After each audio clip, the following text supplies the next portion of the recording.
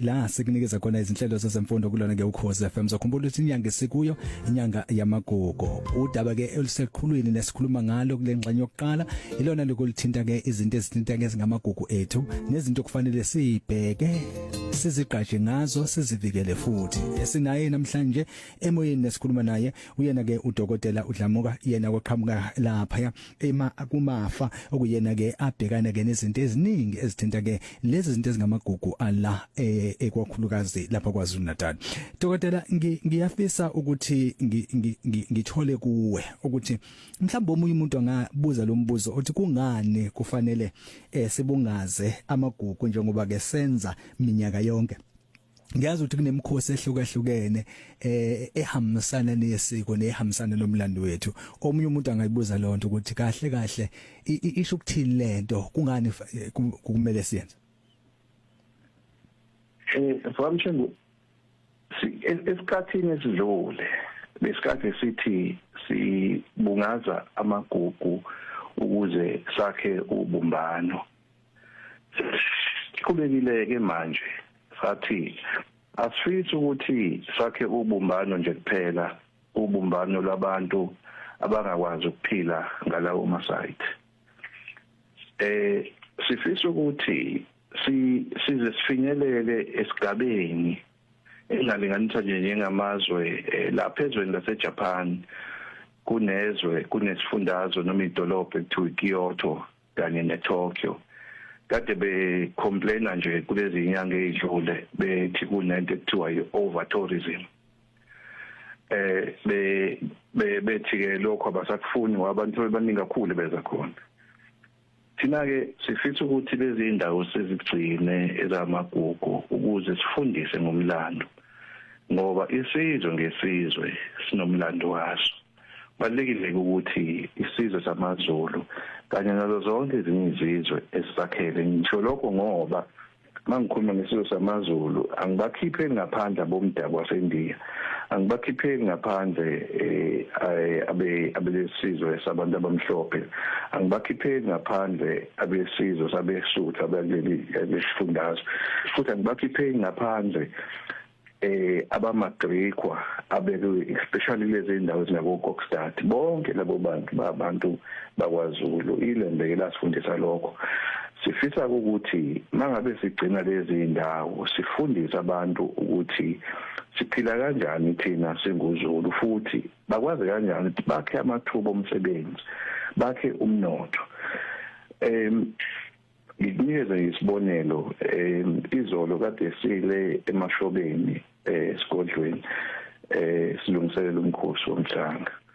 Sibuka lapho ke ukuthi other than umkhosi womhlanga oba ngosuku olulodwa noma ngeweekend eyodwa, imaphi ama-tourism packages ekufanele siwaqale kulezi indawo ukuze kube nentshisekelo yokuthi nangoJanuwari abavakashi noma ubani nje onentshisekelo yokwazi ukubona igodlo nokwazi indawo enomlando kangaka ahamba kuyona.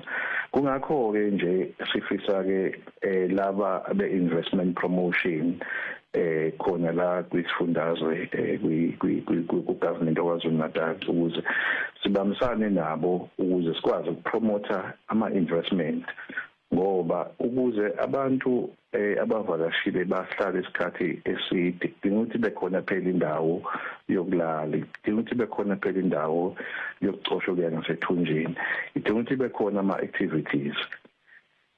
Lokho kwenza ukuthi ama-heritage sites njengamanje asabheki kakhulu ukuthi kufanele asenze sizwane sirekhonzane nezinye inhlanga. Sifisa ukuthi akwazi ukuthi sikhombe imizi ukuthi loya muzi abantwana bakhona hayi ngokuthi nje basebenza la, ngoba sifuna ukwakha abantu abazosebenza, sifuna ukwakha abantu abazokwenza amabhizinisi okuyiwona azokwazi ukuthi athuthukise ezokuvakasha, aphinde futhi athuthukise wona lamafagugu ethu.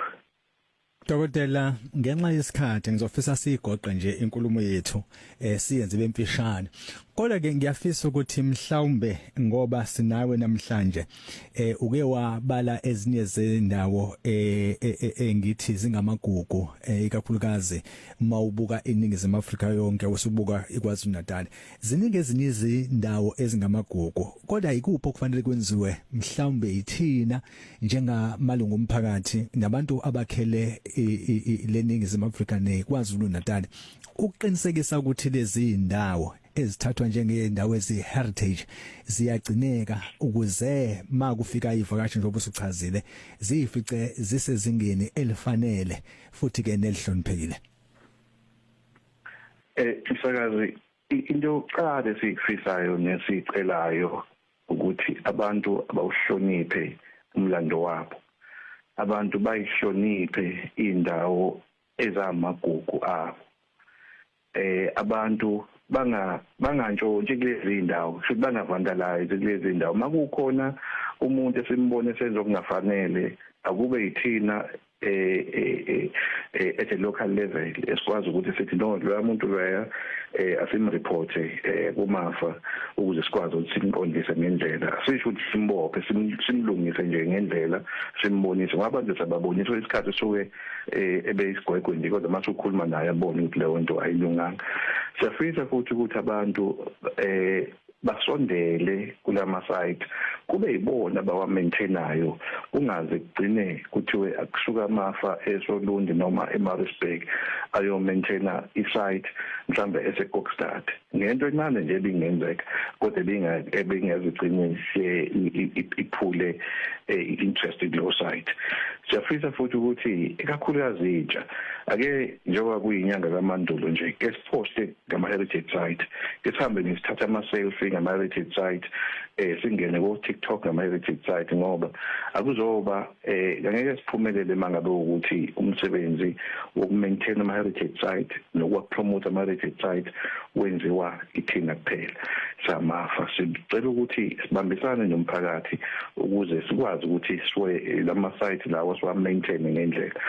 Siyafisa ke futhi ukuthi osomabhizinisi nabafuna ukuqala amabhizinisi ke sibheke manje ukuthi si-investa kanjani kwi-value chain ye-heritage kanye tourism.